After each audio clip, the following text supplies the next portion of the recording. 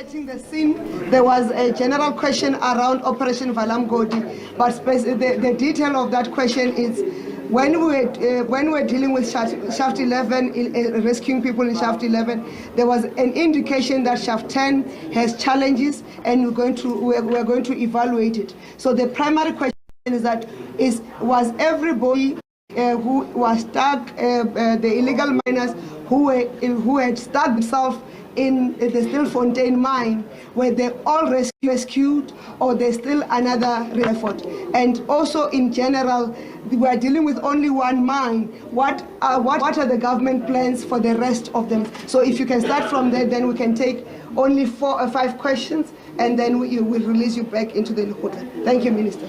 Thank you very much. About a week ago, we held the cluster Justice and Intelligence and ourselves, SAPS.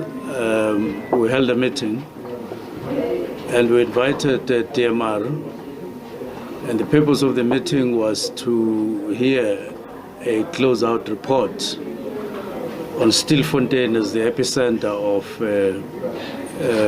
illegal mining in South Africa, as it were. That report shows that everything has been done to the best of everyone's ability in terms of those who are involved in cleaning out. We were left with a situation of the service provider having to write out a closing report and sign it off.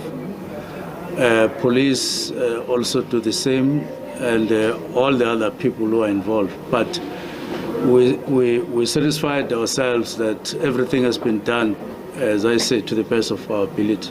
You'll recall operations lasted for about 2 days, where we had thought that it would last for 16 days, but we announced 10 days. But they did far less than that.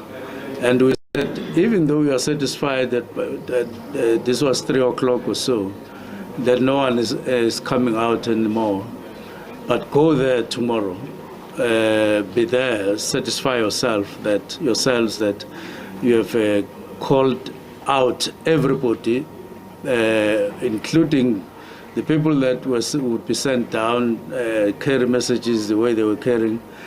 So everything has been done, humanly speaking, both in Shaft 11 and Shaft 10. The other thing that I need to say is that there was a man from there, I think is a Sanko person, who on the second day of operations made a statement on TV that what has been seen, people coming out dead or alive, is picnic. What is lying ahead in terms of Shaft 10, we are going to see mass murders, how far mass murder has gone in that shaft, and so on. But come the time, there was nothing. I interpreted that as a speculation, maybe a wish that more dead people be found in Shaft 10.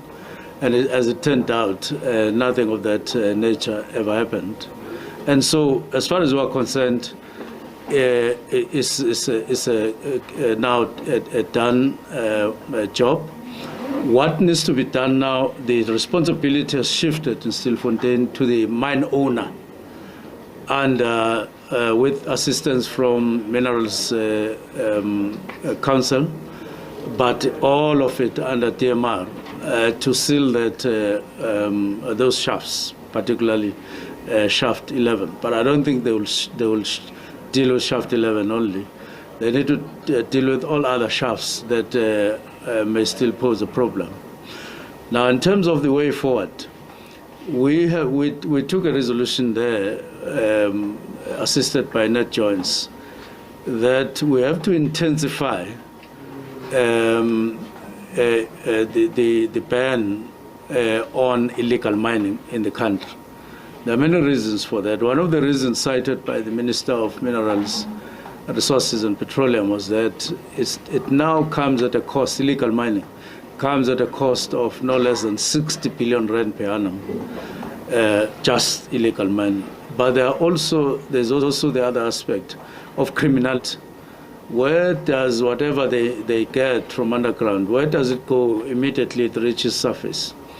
Those who pick up what those who mine, where do they take it to? Because they remain there.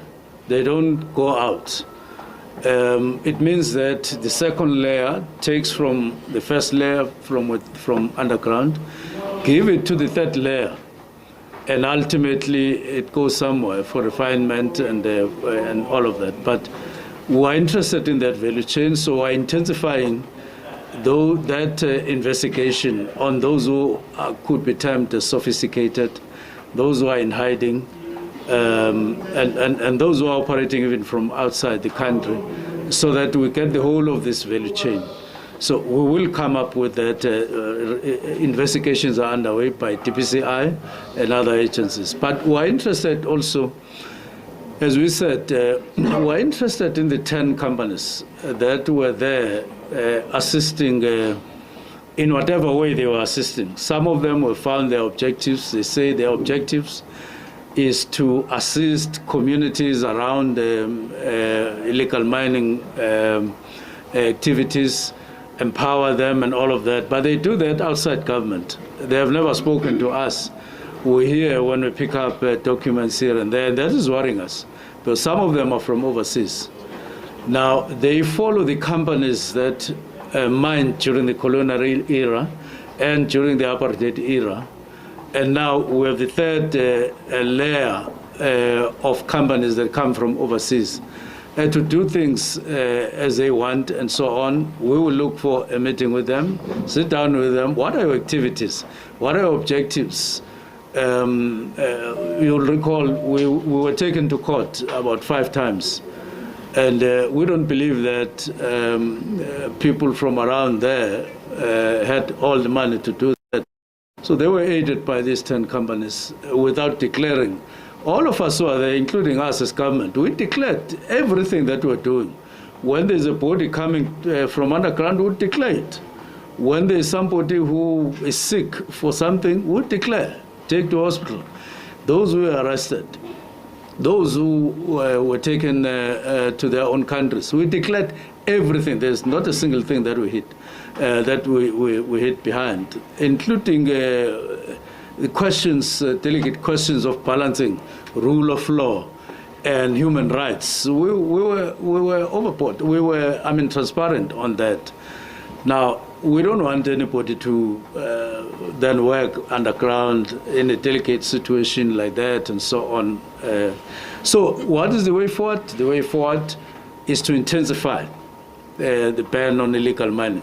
Will be led by Department of Minerals and Petroleum.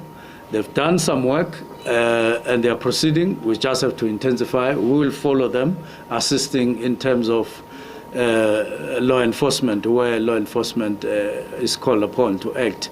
Of course, having learned some lessons from Stilfontein. I'll rest it there. Thank you. May I take hands? We'll start here and then 3. Where's the original? Yeah. Okay, 4. So these 4 hands, going once, twice, gone.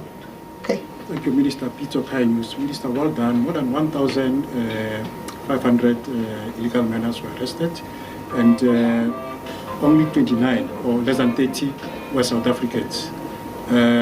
What's the plan from the security cluster with regard to the borders, meaning that the illegals are coming here, but also, Minister, those who've been arrested are the illegal miners, poor people illegally mining. Where are the kingpins, Minister, the ringleaders? Thank you, Minister. Madam Anastasia. Anastasia Mkogo, Jaganda Feminist. Minister, there's been calls from communities around Gauteng where there was an incident of rape by mine workers the previous year, for a similar operation to happen in the area. Is there perhaps an appetite to move, to intensify the same way that it happened in Stilfontein, around Gauteng and in other extended communities? Thank you, Minister. I'm Hawelo Magoleva from UFM. You know, on the aftermath of the rescue there, we saw a picture of a man being circulated on social media with confirmation from police that is believed to be some kind of a kingpin who was not booked into the cells with everyone else, and apparently, as based on the admission of the leadership of the police in the Northwest, aided by the SAP's own officers. And previously there were allegations that SAP's vans were being used to move equipment for illegal miners. Just any comment on that, involvement of law enforcement officers in this crime? And when you get to court, exactly what do these people get charged with other than being in the country illegally? How difficult is it to convict them, rather? Last question. Francis Loamacha, the Progressive Independent Talk Radio TV. Minister, having received reports on this issue of illegal mining, how much of a problem countrywide is this problem, statistically so? And looking at Stilfontein, as government, do you regret the decisions that you took? And if you are given an opportunity to deal with Stilfontein again, are you going to deal with it differently? Thank you. Over to you, Minister. Thank you very much.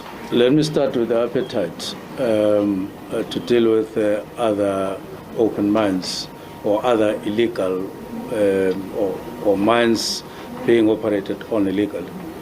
We have already said the way forward, as we see it, is to intensify our resolve to close all illegal mining in the country for various reasons. I counted only 60 billion in terms of the cost to the South African economy by this kind of illicit economy. But there are others. There is danger of people mining illegally without any guidance because there are residential areas on top. There are other people with other activities posing danger in that way. It even affects pillars underground that are no longer being maintained, and they could be moved sideways, posing danger to the surface. But these people come with a lot of other things that break the law, like stealing from the community around. There were reports there of cattle disappearing. There were also the issues of young children who are underage getting involved there. Many others interfering with electricity infrastructure and all of that. And so, therefore, the way forward, there is appetite, more than appetite. We need to close illegal mining in the country. And it's like all other countries elsewhere in the continent. Now, your question was the involvement of the police. The involvement of the police. And the severity of the offense in court. We've made, I think, even through the National Commissioner and the Provincial Acting Commissioner, that it is clear beyond any doubt that there was an officer or officers who assisted the kingpin. But about the kingpin, this thing of the kingpin illustrates beyond any doubt that there was somebody who was resisting the call of government for the illegal miners to come out. And whatever went down, water or food in whatever form, it would be usurped by those people because he was not alone, and even sold. It means that if you didn't have money, you wouldn't be able to drink water down there, or you wouldn't eat whatever. And so the question, who is responsible for the killings of the 78 illegal miners there, it's a question that needs to be asked with a lot of caution. So there is definitely a police officer or officers who aided the so-called kingpin. And it must be found, and there must be a consequence for that, and police are looking for him.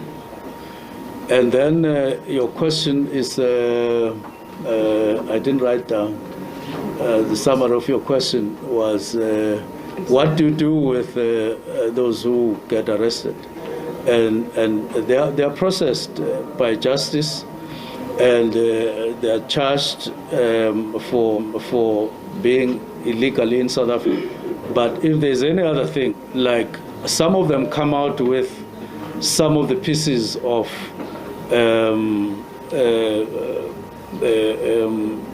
material that is gold bearing or any other mineral bearing. That is illegal to be in possession of that. Some even swallowed it, but some had it in pockets and all of that. There's one who was said to have swallowed it, but others, they had it in pockets. So it depended on the case, and they would be charged accordingly. I can't remember which other questions. Kingpin. Yes. Where are the kingpins? Yeah, the kingpins. I dealt with that question right at the beginning to say, it is clear that whatever is mined by illegal miners, they are not the movers. They are moved. Theirs is to stay there. You heard them saying they've been there 6 months, 4 months without coming out and so on. Now, it's clear that some of the people, for instance, who were saying were community, who were aiding and so on, they are most likely to be the ones who are in the second layer, who receive from those who are underground. We're interested in those people. We're investigating. Secondly, we said there are those, even those who receive from those who are underground, they are faces from around, which means that they are not also the movers. They are moved. They take from those who are underground, and then they give it to some real kingpins who are either in the country or outside the country. There could be 3 or 4 layers of people if you count the ones who refine elsewhere. We have some clues, police have some clues that they are following. They will arrest. They will go to the bottom of this, definitely. Thank you, ladies and gentlemen. Thank you, Minister, for your time, and we really appreciate your coming through. They say there's one.